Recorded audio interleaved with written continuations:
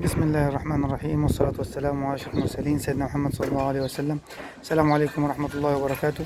طبعا معنا فيديو اليوم بشرح لكم فيه العتاب والحديد ونجارة، وطبعا بنشوفوا الحمل أو فتحة الباب، عفوا الشباك. طبعا دي الشبابيك.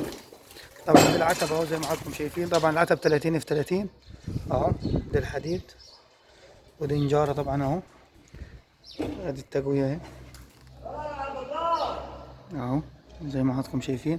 طبعا فتحة الباب دي 2 متر ونص، فطبعا لازم يكون اللي يحمل عليه الحديد اقل شيء 40 سنتي. وادي ال 40 سنتي اهي زي ما حضراتكم شايفين، اللي هي البلوك. طبعا الكتف نازل من تحت اهو.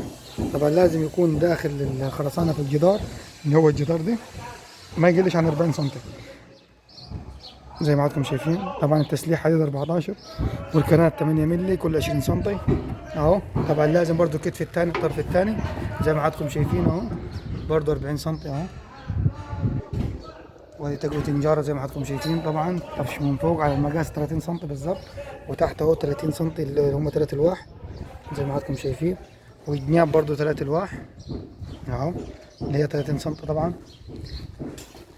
وطبعا بوريكم نموذج تاني على الأعمدة، ودي معانا برضو، دي برضو أكبر شوية زي ما حضراتكم شايفين. طبعا دي من ناحية العمود. طبعا لو الكتف يقل عن 20 عن 30 سم عفوا، لازم يتخرم أو يتزرع في العمود هنا زي ما حضراتكم شايفين أهو.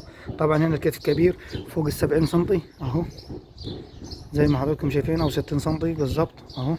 وطبعا الطرف الثاني نفسه الناحية الثانية اهو برضو جاي 60 سنتي برضو. وادي بالنسبة لتقوية الخشب اهو. وده الحديد 3 فوق و3 تحت ساقط ومعلق، وكل 20 سنتي الكنات. وادي تقوية النجارة اهو، العرقات زي ما حضراتكم شايفين اهو. وطبعا معانا دي اللي هي الكبيرة دي زي ما حضراتكم شايفين اهو. طبعا زي ما حضراتكم شايفين دي شباكين في واحد اهو اهو. طبعا في كتف في النص 1.5 متر زي ما حضراتكم شايفين اهو اهو زي ما حضراتكم شايفين.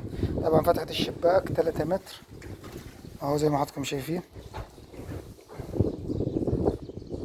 طبعا متاخد الشايل والحامل في الخشب زي ما حضراتكم شايفين. التقوية اهو، التقوية طبعا كل متر بالظبط بتاخد مربوع عشان حمل الخرسانة برضو الشغل يطلع مظبوط. وطبعا هنا طبعا جنب الأعمدة قلنا احنا برضو اهو دي أكتر من متر، يعني محتاجش تخريم في العمود زي ما حضراتكم شايفين، لأنه طبعا في المباني بتحت كل 3 مداميك أو كل 3 بلوكات محطوط زاوية في العمود، يعني البلوك عمره ما يطيح أو عمره ما يوقع يعني. ده بالنسبة للعتبة الطويلة زي ما حضراتكم شايفين، أو كاميرا زي ما حضراتكم شايفين اهو. ده بالنسبه كان شغل اللي هو الكمر اللي معلق على البلوك. وطبعا بعد ما يتصب ان شاء الله وبيتفك النجاره، بعدين بيتبني بلوك للاخر السقف زي ما حضراتكم شايفين. ادي السقف اهو، يعني اللي فاضي في السقف ممكن 80 سم او 90 سم زي ما حضراتكم شايفين اهو. ده بالنسبه للكاميرا الرابطه للبلوك اهو. وتقوية الخشب طبعا تقوية كويسة وقوية كبيرة اهو زي ما حضراتكم شايفين.